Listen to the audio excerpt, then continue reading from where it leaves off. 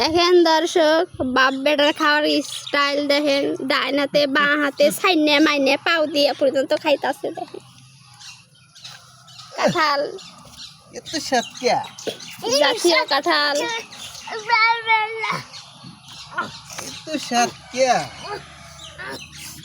মাড়িত বড় আলি এই দিক,